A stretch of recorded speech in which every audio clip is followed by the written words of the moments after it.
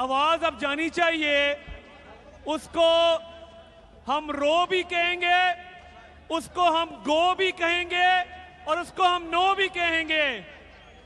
गो न्याजी, रो Niazi, no Niazi, मुक्या तेरा show Niazi,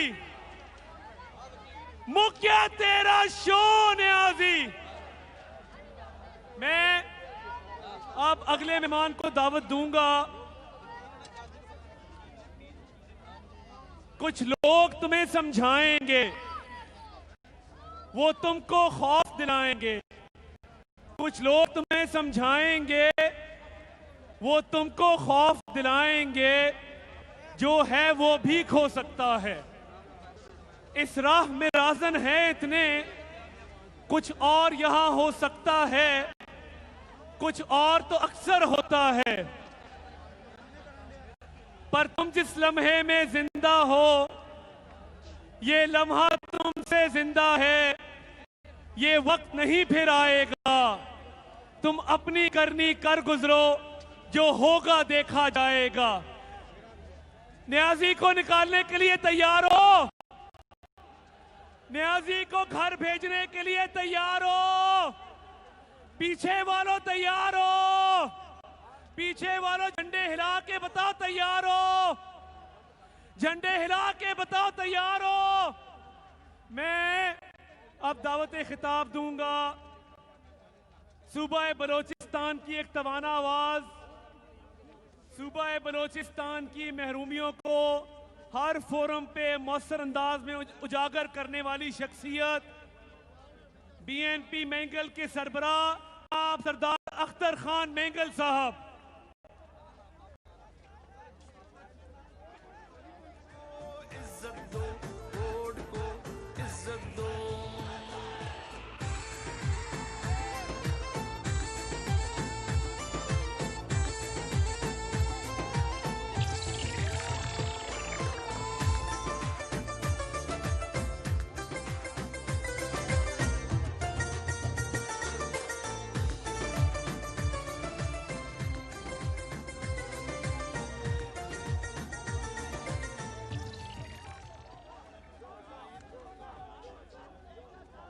बिस्मिल्लाहिर्रहमानिर्रहीम। साहिब सदर पाकिस्तान डेमोक्रेटिक मूवमेंट के अकाबरीन, आज के इस पुरवकार अजीमुल शान जलसे में बैठे हुए मुख्तलिफ सियासी पार्टियों से ताल्लुक़ रखने वाले कारकुनान, इससे पहले कि मैं अपने तकरीर का आगाज़ करूं, मैं मुबारकबाद देता हूं आज के जलसे के मुंतज़मीन को, पाकिस्तान मुस्लिम लीग और पीडीएम में शामिल तमाम वो जमातें जिनके झंडे आज जिस पंडाल में लहरा रहे हैं। इस पंडाल में मौजूद तमाम दोस्तों और साथियों को मेरा सलाम।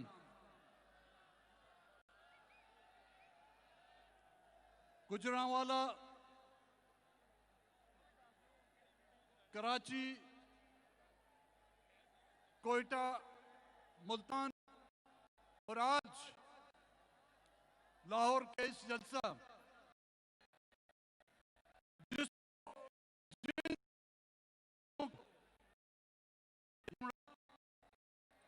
का नाम देते थे,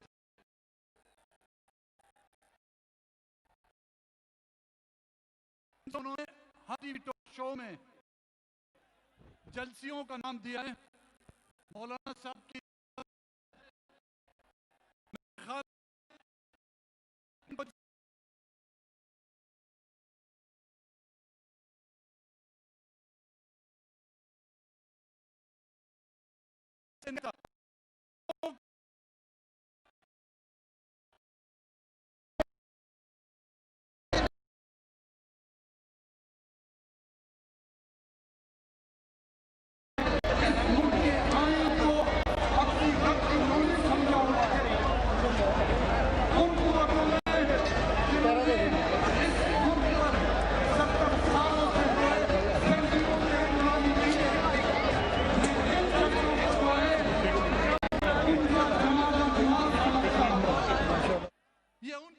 जनाजा नमाज है।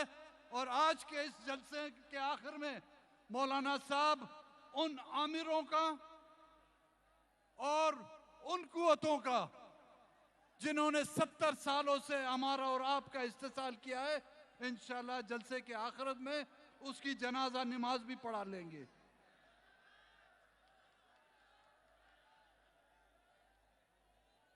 हाजिरीन मजलिस, हम बलूचिस्तान से जो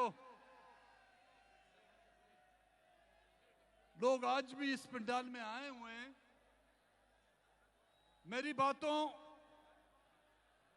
और मेरी अल्फाजों को ना ही आप गिला समझें, ना ही मेरा शिकवा समझें। मैं तो सिर्फ मुख्तसरन इस 70 सालों में हम बलूचिस्तान के लोगों ने जो कुछ सहा है, जो कुछ बर्दाश्त किया है, हमारे जिस्मों से टपकते हुए रिसकते हुए उन खून के चंद कतरे आपकी खिदमत में रखूंगा। और फिर यह फैसला आप करें कि बलूचिस्तान में जो आज शोरिश शुरू है, क्या इसके कसूरवार हम हैं या कोई और है? 70 सालों में हमने कोई एक दिन भी चैन का नहीं देखा। इन 70 सालों में हमने बहुत कुछ खोया। हमारे गांव उजाड़ दिए गए, हमारे बच्चे हमसे छीन लिए गए, बहनों की सरों से जो है उनके दुपट्टे छीन लिए गए, हमारे माओं के आंखों के सामने से उनके नौजवान बच्चों का कत्लेआम किया गया। लेकिन फिर भी हमने जमहूरियत का अलम बुलंद रखा।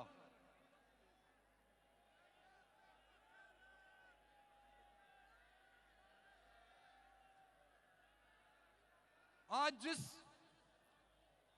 गैर जमहूरी और आइन शिकन हुक्मरानों के खिलाफ आज आप बरसरे पैकार हैं, आज आप जिन नाम नेहाद उन हुक्मरानों के खिलाफ बरसरे पैकार हैं, आज जिस खलाई मखलूक के खिलाफ आप इस पंडाल में जमा हैं, आज जिस कुव्वत के खिलाफ जिसने आइन को एक कागज का टुकड़ा समझकर हमेशा रद्दी की टोकरियों में फेंका है, हम 70 सालों के उससे मुकाबला कर रहे हैं। हम 70 सालों से उनकी दहशत का और उनकी वहशत का मुकाबला कर रहे हैं।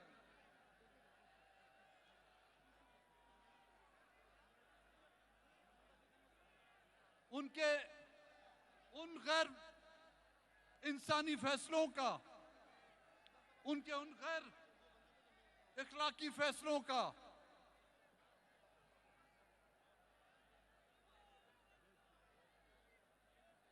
जिम्मेदार कौन है? आप जरा तहम्मुल से मेरी इस बात को सुने। अहलियाने लाहौर 70 सालों से जो जुल्म और ज्यादतियां हो रही हैं, आप तो चंद अरसों से उसको भुगत रहे हैं। मैं हकीकतन आपको कहता हूं, इसके जिम्मेदार वो नहीं, इसके जिम्मेदार यहां के सियासतदान और यहां का वो बड़ा सूबा है जो आज इस पंडाल में मौजूद है। अगर इस अज़दिया को आप रोजे अव्वल से लगाम देते तो ये इतना बड़ा खौफनाक अज़दिया ना बनता। ये जिन जो बोतल से निकला हुआ है, इस जिन को काबू करना भी आपकी जिम्मेदारी बनती है। मैं ये आपसे सवाल करना चाहूंगा, अहलियाने लाहौर और अहलियाने पंजाब, कि क्या आप इस मुल्क को बचाना चाहते हैं कि नहीं बचाना चाहते? अगर आप इस मुल्क को बचाना चाहते हैं तो इस खलाई मखलूक को धकेलना और उसको अपनी उस डगर पर और उस हैसियत पर पहुंचाना भी आपकी जिम्मेदारी है। यह जिम्मेदारी आपकी बनती है कि उसको उसकी हैसियत दिखा दें, उसको ये बावर कराएं कि ये मुल्क इस मुल्क पर बसने वाली आवाम के लिए बना है। उनको ये साबित कराएं, चाहे अपनी आवाज से साबित कराना सकते हैं, चाहे अपनी चीखों पुकार से साबित करा सकते हैं, चाहे अपने नारों से उससे बावर करा सकते हैं, या अपने डंडों से उसको साबित कराना सकते हैं। यह जिम्मेदारी आपकी बनती है। अगर आप इस मुल्क को एक दूसरा इसमें एक बांग्लादेश नहीं बनाना चाहते तो इस बला को लगाम भी आप दे सकते हैं। वरना आज मैं इस मजमे में आपसे मुखातिब होकर कहता हूं, हम बलूचिस्तान के लोगों को एक बराबर शहरी की हैसियत से माने आप, हमें इंसान का रुतबा दें, हमें इस मुल्क के एक बाशिंदे का रुतबा दें। जहां तक आप चाहेंगे हम आपके साथ चलने के लिए तैयार हैं, लेकिन हम बहैसियत गुलाम एक दिन के लिए भी चलने के लिए तैयार नहीं। मुझे अपनी सरजमीन की वो मट्टी इतनी अजीज है जितनी आप लोगों को अजीज है। आप लोगों को खुदावंद ताला ने 5 दरिया दिए हैं, आप लोगों को मुबारक हो। उन दरियाओं से सैराब होते हुए खेत और फसलें जो हैं आपको मुबारक हो। हमें उनसे कुछ नहीं चाहिए। खुदा की कसम खाकर कहता हूं, मुझे उनमें से एक चटान गंदम भी नहीं चाहिए। लेकिन मेरे लिए मेरी सरजमीन पर वो सूखी मट्टी जो है ना, मेरे लिए काबिल एहतराम है। मैं उस मट्टी का हकदार हूं। मैं अपने उस समंदर में, चाहे उसका पानी खारा हो, वो समंदर का पानी मेरे लिए सर आंखों पर।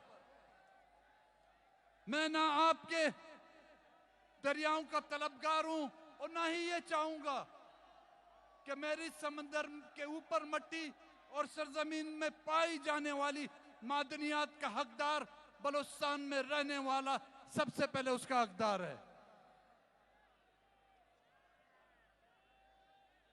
5 मिलिट्री ऑपरेशन हम पर हुए हैं। उन 5 मिलिट्री ऑपरेशनों में यह हिंदुस्तान की फौज ने हमारे मिलिट्री ऑपरेशन नहीं किए, अमेरिका की फौज ने हम पर मिलिट्री ऑपरेशन नहीं किए, जापान की या इंग्लिस्तान की फौज ने हम पर वो हमले नहीं किए। अंग्रेजों ने 200 साल हम पर हुक्मरानी की, लेकिन उस गैर मजहब के मौजूदगी में हमारी इज्जतें महफूज थी। लेकिन आज जिसको पाकिस्तान की फौज कहा जाता है, हमारे बलूचिस्तान में हमारी माओ बहनों की इज्जतें तक महफूज नहीं, हमारी इज्जतें तार तार की गई हैं। फिर भी हमसे आप तवक्को करते हैं कि हम पाकिस्तान जिंदाबाद का नारा लगाएं। लगा रहे हैं, हम इन असेंबलियों में मौजूद हैं, हमने इस आइन की हिफाजत की, लेकिन हमारी इज्जतों की हिफाजत करने के लिए कोई नहीं निकला। हमारी लाशें गिराई गई। 10,000 के करीब हमारे नौजवान आज दिन तक गायब हैं। उनकी माएं बहनें बलूचिस्तान की सड़कों पर दर पदर की ठोकरें खा रही हैं, लेकिन उनको उनके सर पर हाथ रखने वाला कोई नहीं।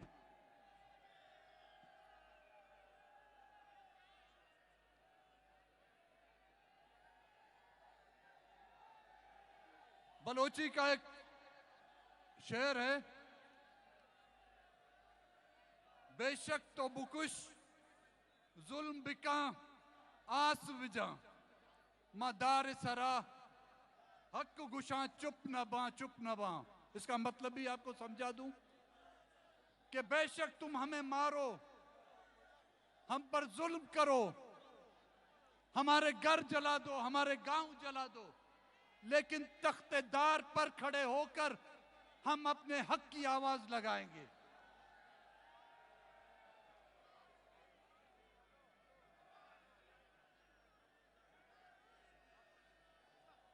कोयटे के जलसे में मोहतरमा बीबी मरियम नवाज साहब आई थी।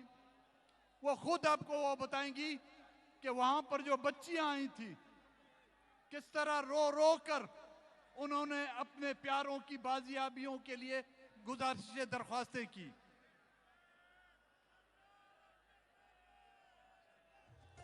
आज मीनार पाकिस्तान के साए तले, वो मीनार पाकिस्तान जिस पर करारदाद पाकिस्तान मंजूर की गई थी और उसमें यह कहा गया था कि एक इस्लामी जमहूरी रियासत का कयाम, आजाद रियासत का कयाम होगा। क्या वाकई ये इस्लामी रियासत है? क्या वाकई ये जमहूरी रियासत है? क्या वाकई आप लोग आजाद हैं? नहीं, आप अंग्रेजों के गुलामी से छुटकारा हासिल कर कर आपको जो है इन वर्दी वालों की गुलामी में जो है धकेल दिया गया है। इन 70 सालों में हम और आपने जो है इनकी गुलामी की है। अगर यहां पर इस्लामी निजाम होता तो भाइयों मेरे, मुझे बता दें, इस्लाम की कुरान की किस पारे में या किस आयत में या किस हदीस में यह लिखा हो कि एक मरे हुए शख्स की ताबूत पर जो है ताले लगा दिए जाएं। मुझे यह बताया जाए कि इस्लामी तारीख में किस सरबराह मुमलकत के लाश को उसके जनाजे में जो है उसके वर्साओं को शरीक न किया गया हो। मुझे जमहूरी निजाम की कोई वो एक किताब मुझे दिखाएं जिसमें मुंतखब नुमाइंदों को फांसी पर लटका दिया गया हो। मुझे जमहूरी ममालिक का कोई एक ऐसा वाकया बताएं जहां पर हैवी मैंडेट लाए हुए वजीर आजम को जो है जला वतन किया गया हो। नहीं, ये तारीख है, ये वाकयात हमें इस मुल्क में मिलती हैं। अगर सूबे खुद मुख्तार होते तो बांग्लादेश ना बनता।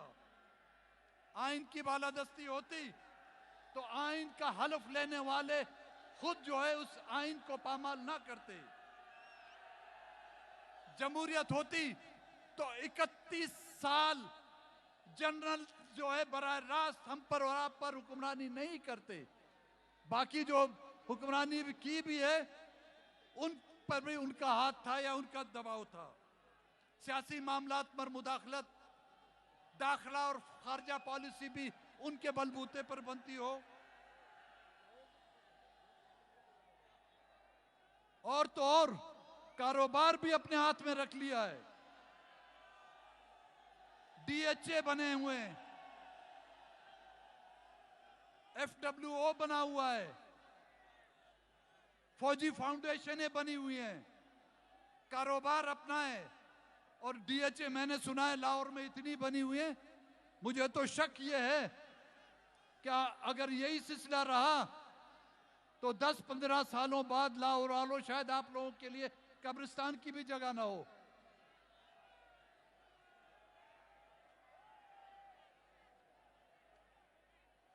एहतसाब बिल्कुल होना चाहिए, सबका होना चाहिए। मैं ये कहता हूं सबसे पहले सियासतदानों का भी होना चाहिए। लेकिन ऑस्ट्रेलिया में जजीरे खरीद वालों का भी होना चाहिए। दुबई में वो जो अपने आप को जनरल मुशर्रफ शेर कहता था उसका भी एहतसाब होना चाहिए। वो जो पिज्जा बेचते हैं उनका भी एहतसाब होना चाहिए। उन्होंने जो मुल्क की खवातीन से लेके यहां के लोगों को अमेरिका के हाथों बेचा है उनका भी एहतसाब होना चाहिए।